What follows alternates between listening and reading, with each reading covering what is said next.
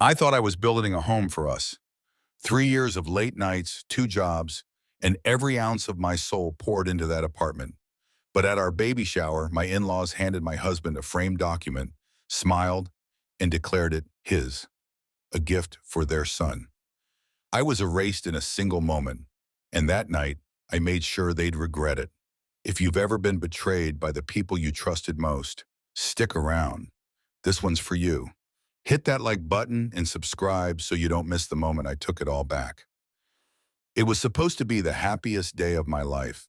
Not my wedding day, not the day I found out I was pregnant, but the day we celebrated the life growing inside me. Our baby shower. The apartment was decked out, pink and blue streamers draped across the living room, balloons tied to every chair, a three-tiered cake with little fondant booties on top. I'd spent weeks planning it. Every detail was perfect, from the catered trays of sliders and fruit skewers to the playlist, humming softly in the background. My best friend Tara had even made a photo collage of me and my husband Jake from our first date to the ultrasound we'd gotten just a month ago. I stood in the middle of it all, my hands resting on my belly, feeling the little flutters of our daughter-to-be. For the first time in years, I let myself believe I belonged, not just in this apartment, but in this family. Jake's family.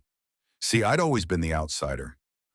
The girl who had married up, as his mother Diane liked to whisper when she thought I couldn't hear. Jake came from money, not billionaire level, but enough to have a safety net I could only dream of. His parents owned a chain of dry cleaners across the state, and they never let me forget it. Me? I grew up in a one-bedroom apartment with my mom, splitting instant noodles for dinner most nights. I clawed my way through college on scholarships and side hustles, eventually landing a decent accounting job. But to Diane and her husband, Richard, I was always the girl who got lucky. When Jake and I started dating, I thought I could win them over. I was polite. I showed up to every family dinner. I even helped Diane with her taxes one year when their accountant bailed. But no matter what I did, I was never enough. Diane would smile to my face, but her eyes always said, "You don't belong here." Still I tried. For Jake, for the life we were building. When we got married, I thought things would change. And when I found out I was pregnant, I was sure of it.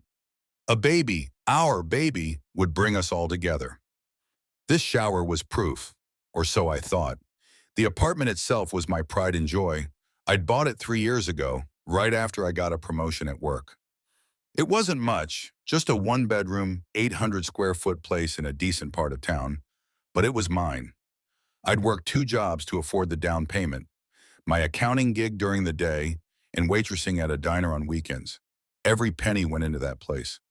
I'd spent nights sanding down old cabinets, repainting walls, scouring thrift stores for furniture I could fix up. I installed light fixtures I found on clearance, laid down interlocking laminate flooring because hardwood was too expensive, even built a headboard for our bed from reclaimed wood I found at a salvage yard. Oh, Jake helped sometimes, but it was my vision, my labor, my love. When we got married, Jake moved in with me. It felt like our home. We'd sit on the couch I'd reupholstered, dreaming about our future. He'd talk about our kids playing in the tiny living room, about growing old together. I believed him. I believed in us. So that day, at the baby shower, I let myself hope. Maybe this was the turning point. Maybe Diane's smile wasn't forced. Maybe Richard's toast about family coming together meant something. I was wrong. The moment came right after we cut the cake. The room was buzzing, guests laughing, glasses clinking, my cousin trying to convince everyone to play a cheesy baby shower game. I was wiping frosting off my fingers when Diane stood up, holding something large and rectangular, wrapped in gold paper with a giant bow. She tapped her glass with a spoon, and the room fell silent. "Everyone," she said, her voice dripping with pride, "Richard and I have a special announcement." She tore off the wrapping, revealing a framed document. The crowd leaned in, curious. I did too, expecting maybe a savings bond for the baby or a sentimental letter. But Diane's smile was aimed at Jake, not me. "This," she said, holding the frame high, "is our gift to our son, to celebrate his journey into fatherhood. His very own apartment." The room erupted. Someone whistled. Jake's cousin clapped him on the back. Jake himself was grinning, clapping along with everyone else. I stood there frozen, my smile stiffening like drying cement. An apartment? What did she mean? We already had a home. My home. I stepped closer, my heart thudding. The document was a property deed, notarized and stamped. The address at the top was ours. My apartment. The blueprint showed the layout I'd memorized. The open kitchen, the bedroom with the creaky closet door, the bathroom where I'd installed a bidet toilet after watching a YouTube tutorial. The date on the deed was recent. Too recent. My mind raced. I'd bought this place. My name was on the mortgage, the title, everything. I'd never signed anything over. How could they? Then I saw Jake's name on the deed. Just his, not mine. The room spun. I turned to him, my voice barely a whisper. Jake, what is this? He didn't meet my eyes. He leaned in, his breath warm against my ear, and said, Mom thinks it's best you find somewhere else. You can stay for the next month, but then, yeah. I stared at him.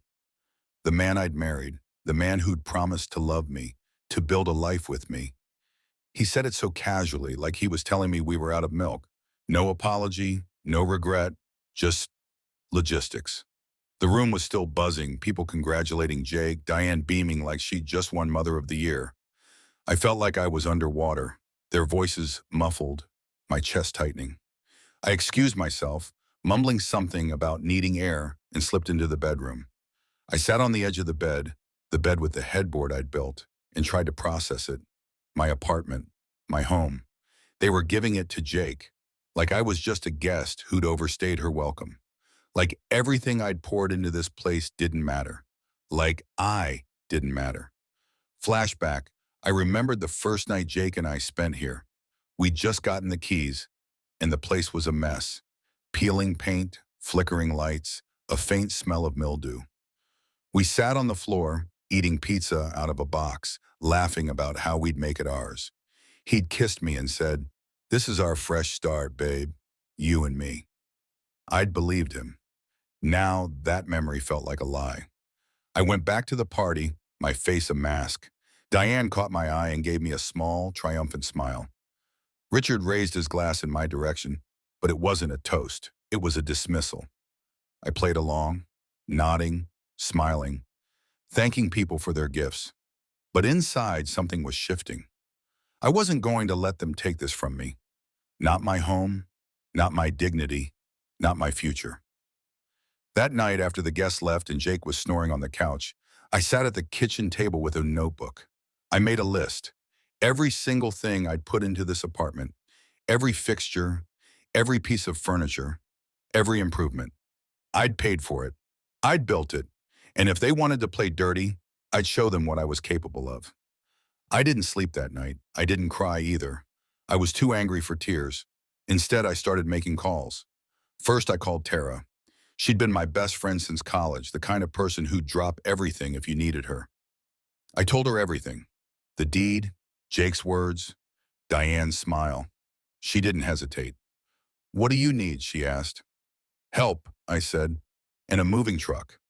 Next, I called Marcus, a contractor I'd worked with during the pandemic. I'd helped him write off some back taxes when his business was struggling, and he owed me a favor. Then I called a locksmith I knew from undergrad, a guy named Leo who could pick any lock and install a new one in under an hour. Finally, I called a couple of old coworkers who had a knack for logistics. By midnight, I had a team. At 4 a.m. they showed up, 2 moving trucks, a van full of tools, and a group of people who believed in me. Tara brought coffee, Marcus brought his crew, Leo brought his lock-picking kit. We worked quietly, efficiently, like a heist team in a movie. The cabinets I'd refinished, unscrewed and boxed, the custom curtains I'd sewn, folded and packed, the laminate flooring I'd laid down, peeled up piece by piece. It was interlocking, so it came apart easily. The oven I'd bought on sale, disconnected and wheeled out. The bidet toilet I'd installed after watching that YouTube tutorial, ripped out and bubble wrapped. The washer and dryer, trucked out. The ceiling fans I'd wired myself, unbolted. the chandelier I'd found at a flea market, carefully dismantled and packed. Even the handmade headboard from our wedding night. I packed it with care, not because I wanted it, but because it was mine. By 5:30 a.m., the apartment was unrecognizable. Bare walls, exposed subfloor, dangling wires where fixtures used to be. It looked like a skeleton of a home. We loaded everything into the trucks and drove to a storage unit I'd rented under my name. Tara hugged me as the last box was locked away. "You okay?" she asked. I nodded, but I wasn't sure. I felt empty, but not defeated. I felt powerful. At 7:03 p.m. that evening, my phone buzzed. A text from Jake. "What the hell did you do? The apartment's empty. The floorboards are gone." I stared at the message, my thumb hovering over the screen. Then I typed, "You gave your son a gift, remember? Turns out it didn't come with any of the things I built." I hit send and turned off my phone. The next morning, I had one last move. I'd spent the night wrapping a large, shiny package, a cheap mirror I'd bought at a dollar store, framed to look like the deed they'd presented. I tied a ribbon around it and taped a tag to the front. "Family gift, an empty shell, just like the one you tried to turn me into." I had it delivered to Diane and Richard's house. Then I drove to Tara's place, where I'd be staying until I figured out my next steps. It's been 6 months since that night. I haven't spoken to Jake or his family since. I heard through a mutual friend that Diane tried to sell the apartment, but without the upgrades, it was worth half what they expected. Jake moved back in with his parents, and last I heard, he was sleeping on their couch. I'm living with Tara now, saving up for a new place. My daughter was born 2 months ago, a beautiful, healthy girl with my mom's eyes. Every time I look at her, I'm reminded why I did what I did. Not out of spite, but out of strength. They tried to take everything from me, my home, my marriage, my sense of self, but I took it back. Every nail, every light, every piece of me they thought they could erase. I don't know what the future holds.